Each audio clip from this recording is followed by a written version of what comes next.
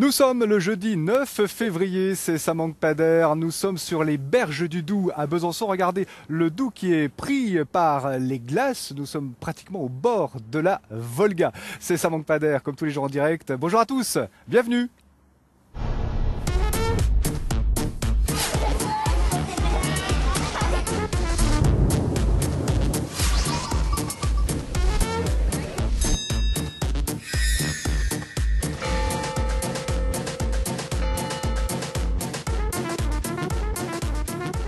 Voilà, ça court, je rentre à l'intérieur. On va vous expliquer, on se trouve dans un instant. En tout cas, ces berges du Doubs. Ici, il y avait encore, jusqu'à une date récente, des anciennes docks, des anciennes friches industrielles. Et tout ce secteur de Besançon, sur le côté droit et le côté gauche du Doubs, vit actuellement un renouveau, car ce site est maintenant dédié, on va dire, à la musique, à la culture, avec de l'autre côté de la berge, la Cité des Arts et de la Culture, qui est actuellement en construction. Et puis de ce côté-ci, où nous nous trouvons, une nouvelle salle qui a été inaugurée il y a quelques mois maintenant, dédiée aux musiques actuelles. Nous sommes exactement à la Rhodia. Manu Combi, bonjour, merci de nous accueillir chez vous ici. Je vais vous montrer d'anciennes, très anciennes cartes postales d'il y a plus d'un siècle, 150 ans. Voilà, des cartes postales qui représentent vraiment l'endroit où on se trouve ici, qui a été jadis dédié à l'industrie, notamment à l'industrie textile, avec cette ancienne usine, la Rhodia Suta, où travaillaient des milliers de gens. Et maintenant, voilà, on a fait table rase de tout ça pour parler culture et musique. Et du coup, se tisse une nouvelle page d'histoire pour vous ici. Oui, le paysage change effectivement. Des fils synthétiques de l'époque, on a gardé les fils des guitares, les câbles de guitare, et on a suivi le fil de l'eau.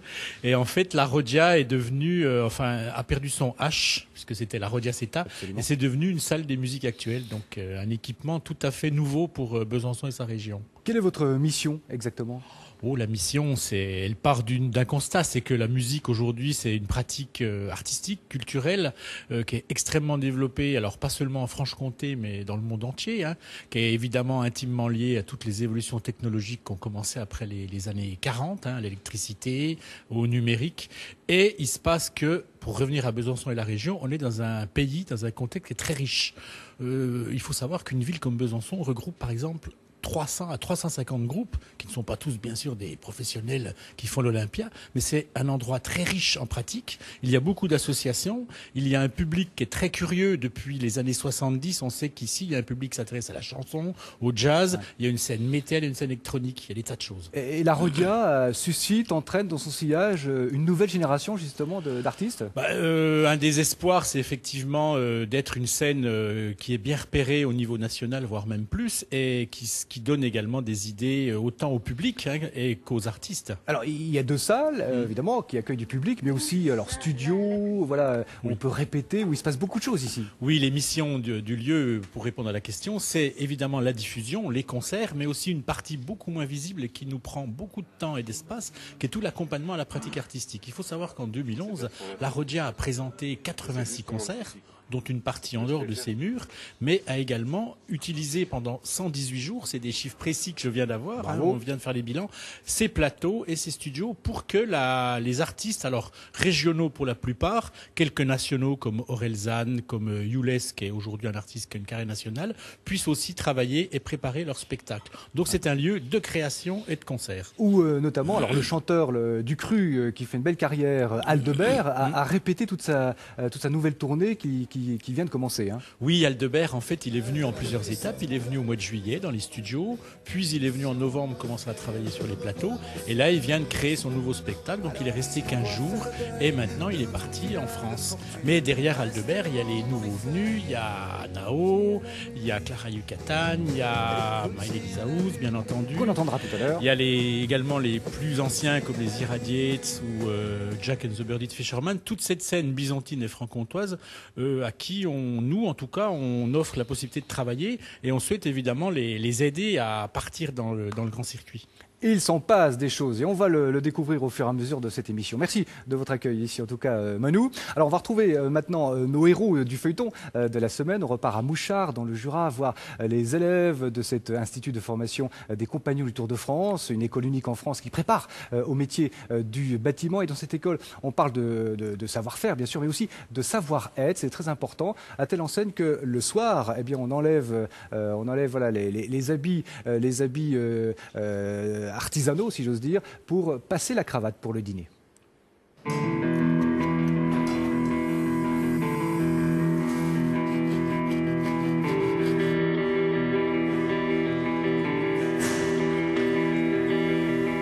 partez pas de vos faces, vous partez de l'axe et c'est des demi-épaisseurs de chaque côté qu'il faut mettre. Celle du poinçon, celle du fêtage. Dessiner une charpente, ici c'est plus qu'un métier, c'est un symbole. Ce sont d'ailleurs des compagnons charpentiers qui sont à l'origine de la création de l'Institut de Mouchard. Très vite, les jeunes doivent acquérir le vocabulaire des pros. Comme le dessin, sert pour tous les corps d'état du bâtiment, il faut forcément qu'on parle tous du même langage, tant dans les traits, dans la qualité du dessin, la précision, la terminologie, tout ce que ça comporte, quoi. Donc il faut que un charpentier se comprenne avec un maçon, etc. Un couvreur avec le charpentier.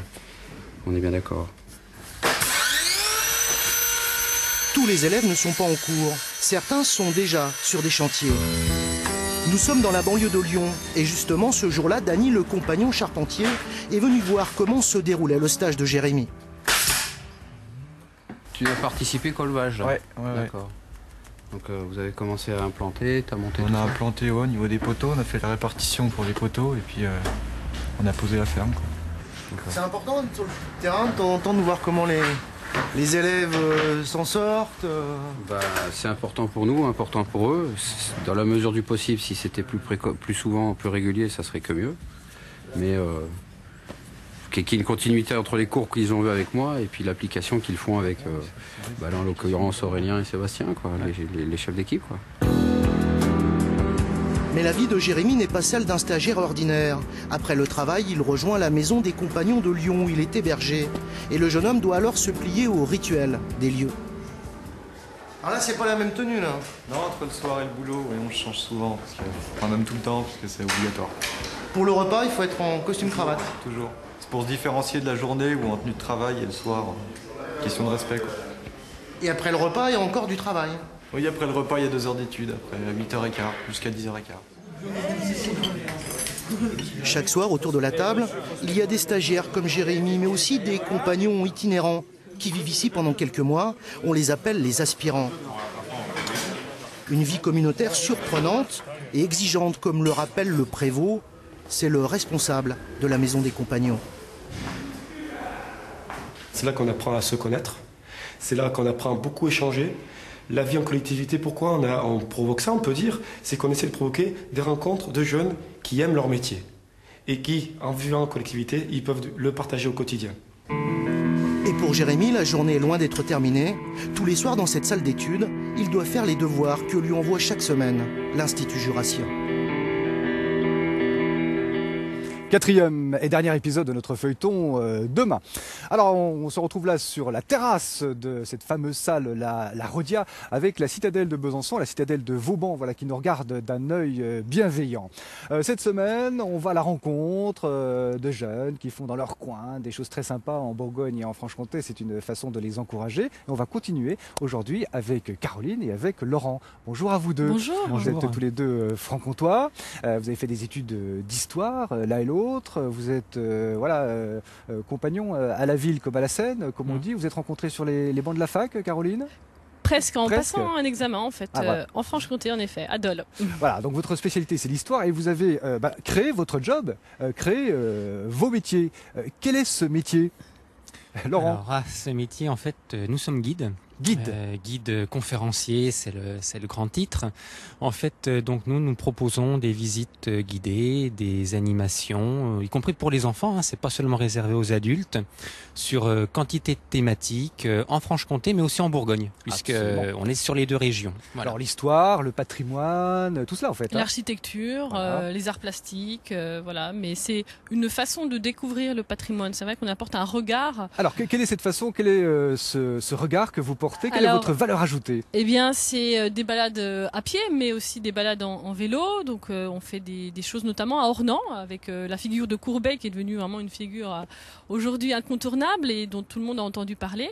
Et on propose donc des petites balades en vélo, même à assistance électrique, et ça permet de découvrir un peu plus loin la région, en fait, autre qu'à pied, en fait. Alors, ce sont des visites que vous proposez, c'est à la carte, c'est à la demande? C'est à la carte, c'est à la demande. En fait, les gens nous contactent. Alors, ça peut être des associations, cela peut être aussi des particuliers, ça peut être une idée de cadeau d'anniversaire, un cadeau de Noël. Ça va être aussi parfois donc des CE, mais de petite taille, puisqu'on est vraiment, nous, où on se distingue aussi, c'est que l'on propose de l'accès à des sites qui ne sont pas ouverts au public. Je pense aux caves des comtes de Bourgogne du XIVe siècle à Arbois, qui sont monumentales, mais quasi inconnues, etc. Ça va être aussi parfois donc des associations. Alors, c'est pas un nouveau métier, guide conférencier, mais cette approche est assez nouvelle. Voilà. Oui, parce que le guidage indépendant, il existe à Paris, bien sûr, mais il y a une telle masse, une telle quantité de patrimoine sur Paris que c'est, entre guillemets, facile. Dans notre région, c'est un peu différent. Et donc, il faut vraiment se prendre par la main. Et c'est ce qu'on a décidé de faire avec Laurent pour proposer tout un maillage sur la région Franche-Comté-Bourgogne. Et comment vous partagez le travail? Vous travaillez toujours ensemble ou vous avez des spécialités? Comment tout ça le se temps passe ensemble. Par contre, Laurent a une grande spécialité, c'est le no-tourisme. Je sais, le no-tourisme, le vin. Voilà. Et le vin, oui, mais alors attention, dans le vin, c'est pas que seulement la boisson. Le vin, c'est un petit peu ce qui va permettre de comprendre l'histoire d'une région. Et quand je dis histoire, ça va être à la fois le paysage, l'environnement et puis bien évidemment les hommes, puisque bon, le vin c'est aussi une histoire d'hommes, même si à la base la vigne c'est une liane, elle se débrouillait très très bien sans nous dans ses forêts, voilà. Mais c'est essayer de restituer le vin, mais dans sa globalité patrimonial, historique, et puis aussi d'abord le plaisir pour les gens de découvrir. Alors là, c'est pas la grande saison peut-être pour vous, c'est plutôt l'été que vous travaillez, non? Pas spécialement. Non, pas spécialement, mais c'est vrai qu'on a toujours une baisse d'activité à partir de janvier, puis là, avec le gel, bon, ça complique un peu les choses. Alors, les guides passage, c'est vous les guides passage? Oui. Jeu de mots, évidemment. Vous avez un site internet, on peut retrouver ce que vous proposez, on peut entrer en contact avec vous. Oui, tout à fait, donc c'est www.lesguidespassages.com. Et en fait, on peut prendre contact avec nous, il y a un formulaire, mais après il y a quelques idées. Mais aujourd'hui, on a envie déjà de refaire notre site internet parce qu'on a beaucoup misé là-dessus. Et aujourd'hui, on voit que c'est vrai que les gens pianotent beaucoup, font des recherches et nous trouvent. Donc, alors vous avez vu, vous avez préparé un beau cadre, un beau décor pour vous, avec la citadelle de Besançon. C'est la tour du roi, ça, Laurent. Tout à fait, la tour du roi, avec toute la symbolique du roi présent à travers la pierre pour surveiller les frontières, les marches de l'Est. La Franche-Comté, c'est une marche de l'Est. Voilà. Alors, on vous souhaite bon courage pour la suite. Merci on est beaucoup. très heureux d'avoir fait votre connaissance. On ne savait pas que vous existiez. Donc voilà, maintenant... On est des bêtards. Voilà, des bêtards et avec beaucoup de talent. Voilà, on vous embrasse. Merci Caroline merci, et Laurent. Alors, la valeur n'attend pas le nombre des années. On le voit avec vous. Et là, je voudrais vous parler d'un jeune bisontin qui s'appelle Inti Espinosa. Il a participé récemment à un concours national qu'il a gagné. D'ailleurs, il a obtenu le premier prix. Il s'agissait, c'était le but du jeu, il s'agissait de filmer, de proposer à ces gens, à ces volontaires, de filmer leur musée favori, préféré, à l'aide d'un simple téléphone portable. Et Inti, qui est un jeune rappeur, a l'idée de tourner un clip au musée de la Résistance et de la Déportation de Besançon, donc qui était aussi à la Citadelle. Et on doit dire que ce clip tourné avec un simple téléphone portable, j'insiste, eh bien nous a bluffé et je voulais vous le faire partager. Voilà le clip d'Inti et ses camarades. Merci à vous. Merci. El corazón está muerto, solo queda el alma. Cogemos palabras por arma, somos hombres de mañana. El corazón está muerto, solo queda el alma. Cuando se enciende la alarma, nadie quiere a la cama, solo la lista. rester face à l'oppression. Pour nos aïeux, ces résistants qui ont péri pour leurs idéaux. Liberta, un mot mettant de mort, des tranchées à Guevara, c'est dans le sang qu'on trouve la paix. L'homme passe son temps à se mentir, n'a pas de nucléaire et génocide, esclavage, torture, et j'en passe des temps. Leur est alors à ce qui paraît, mais on bonifie Bonaparte, les colonies et les néocolonialistes. Liberta, pour tous les peuples dans l'oppression. Liberta, hymne utopique, non sans raison. Liberta, liberta, liberta, liberta, liberta. Libertad, libertad, libertad. El corazón está muerto, solo queda el alma. Voilà, bravo donc à Inti Espinosa qui a donc obtenu le premier prix national de ce concours. Hein. Vous n'avez pas menti, ce clip est vraiment de très belle facture. Lilia, bonjour. Voilà, c'est notre prochaine invitée. Alors, Lilia, vous êtes originaire de Caen, mais vous êtes désormais installée à Besançon. Et vous êtes artiste associé ici à la Rodia. Quelle est votre discipline, votre spécialité? Je suis musicien dans un domaine qu'on appelle électro-hip-hop. Voilà, musicien électro-hip-hop. Et votre petit jouet, votre terrain de jeu, c'est ça? La particularité, c'est de travailler avec ce genre de petit jouet. Un sampleur, voilà, un échantillonneur. Donc le principe, c'est une sorte de boîte à musique. On met des différents sons à l'intérieur qu'on rejoue, qu'on reséquence, donc des éléments de batterie, de basse, de mélodie, de piano, etc. Que moi je séquence et je rejoue par-dessus en direct certains éléments. Alors ça donne quoi? On va dire un truc tout simple. Donc en fait, on a ce système là où on a des sons. Donc là, il y a une basse, par exemple. Donc chaque touche correspond à quelque chose. Voilà, chaque touche correspond à quelque chose. Piano amélioré. C'est ça. Là, on a des éléments de batterie. Et donc après, il y a des séquences que moi j'ai programmées avant. Et donc après, on va jouer dessus.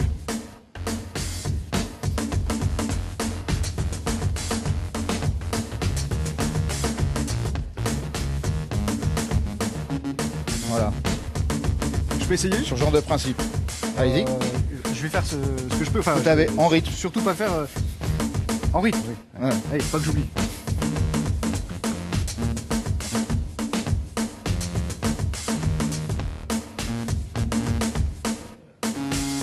Faites mieux. Voilà. C'est pas simple. Hein. Alors, vous êtes installé depuis un an maintenant à Besançon. C'est un choix, grâce à la Rodia, j'imagine, à cette salle. Oui, après, c'est des rencontres. J'ai été amené à jouer ici, au Passager du Zinc, pour ceux qui connaissent, il y a à peu près 3-4 ans. Donc, il y a un pont qui s'est développé entre Caen et Besançon. On a rencontré des gens, des musiciens d'ici. Il y a des choses qui se sont faites aussi lors de festivals comme Musique de rue. On a travaillé une semaine en résidence ici avec des gens et de Caen et de Besançon. Donc il y a cette espèce de filiation qui se crée depuis quelques années déjà, qu'on entretient. Et moi après, pour des raisons différentes et personnelles, je suis venu m'installer ici aussi. Et voilà, on a développé plein de choses. Alors avec ça, vous faites des concerts, vous allez à la rencontre du public, j'imagine que ça danse, ça communique avec le public. Ouais. L'idée c'est... comme il peut y avoir quelque chose d'assez austère dans les musiques électroniques, quelqu'un derrière un ordinateur, etc., l'idée de fonctionner avec ce genre de machine, c'est de pouvoir improviser, de pouvoir garder des champs d'improvisation en concert, de pouvoir être réactif par rapport au public, etc. Donc c'est vraiment quelque chose, comme vous disiez, un jouet. Ouais. Et c'est vrai qu'il y a ce côté ludique, en fait, dans la musique qui, moi, me tient à cœur, et ce genre d'outil permet ça. Alors en plus, on peut scratcher à côté. Voilà, moi sur scène, je suis avec un scratcher. On est 4 en fait, donc il y a moi avec ce genre de machine, un scratcher à côté, bloc basse, et deux autres éléments qui s'occupent de la vidéo, d'un habillage vidéo particulier, qu'on travaille aussi ici et qu'on va travailler et développer tout le long de cette année à la Rodia. Eh ben, vous souhaite la bienvenue en Franche-Comté. Vous allez la rencontre aussi avec plein de public. Voilà, vous profitez de votre présence ici. Lilia Narrative, un beau nom d'ailleurs, un beau nom de scène. On peut vous retrouver sur Internet, YouTube, pour voir votre... C'est ça, le plus simple c'est lilianarrative.com et il y aura toutes les infos dessus. Le dernier clip qu'on a tourné... Voilà, qui était tourné dans ce qui reste de la friche industrielle de la Rodia. Juste à côté là. Très beau clip d'ailleurs. Voilà. Merci beaucoup, Merci. Lilia. Allez, on va continuer à découvrir des jeunes qui n'en font des choses belles, qui chantent bien, tout de suite après notre coup de pouce du jour.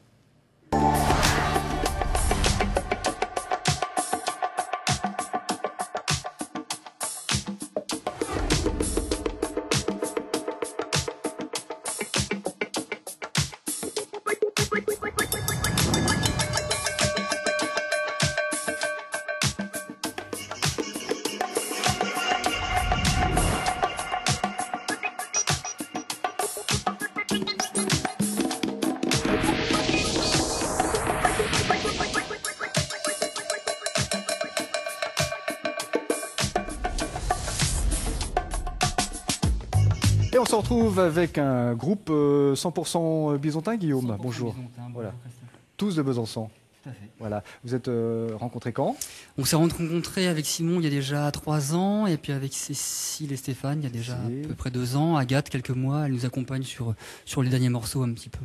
Quel est votre univers musical? L'univers, c'est la musique, ce qu'on appelle de l'americana, en fait c'est du folk rock, très teinté de musique américaine, qu'elle soit rock, folk ou même parfois un peu country. Voilà ce qu'on fait. Et vous avez déjà chanté à la Rodia? Vous allez le faire? Non, on n'a pas encore chanté. Pas encore. Ça ne saurait tarder puisqu'on sort notre album début avril. En principe, on fera peut-être quelque chose ensemble à ce moment-là. D'accord. La scène, c'est ce qui vous plaît le plus? Oui, la scène, ça nous plaît beaucoup. Après, le travail en studio est aussi très très intéressant. Là, on vient aussi de terminer le mix du dernier album. Ça a aussi été une étape très très stimulante. Donc tout ce qui se passe autour de cette musique nous plaît beaucoup ces derniers temps. Et vous avez le temps de vous retrouver? Vous avez des activités à côté? Enfin, comment ça se passe? Oui, Ouais. alors on a tous des métiers. Un seul musicien professionnel dans le groupe, c'est le batteur Stéphane Mignot, ici là, présent. Stéphane. Voilà. Sinon, on a tous des activités, hein, voilà, dans l'enseignement, dans la vente de disques, etc. Bon, on espère vous revoir en tout cas très vite sur la scène de la Rodia. Je propose de nous chanter un petit quelque chose. Très bien, avec plaisir. Daughter, ça vous dit? Daughter, allons-y. C'est quoi l'histoire?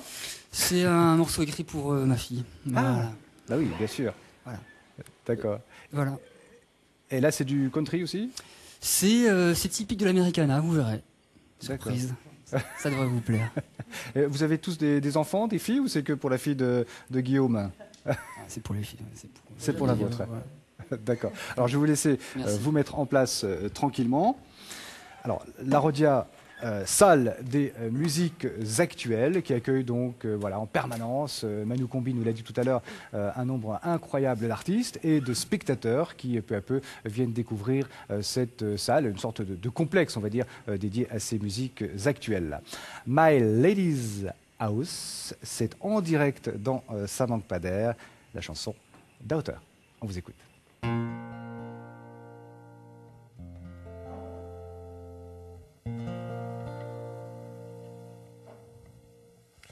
Daughter, my daughter, where are you? Where have you been? I wanna see you around me. Daughter, my daughter, you call me, I am here.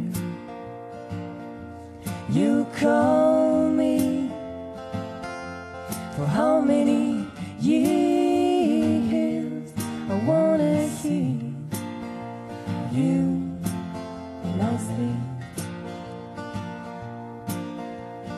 Father, my Father, open the door, I wanna see you one more time, even when I sleep, I wanna hear you when I sleep. Daughter, my daughter, you call me, I am here. You call me, for how many years, for how many years, I want you to keep you around me.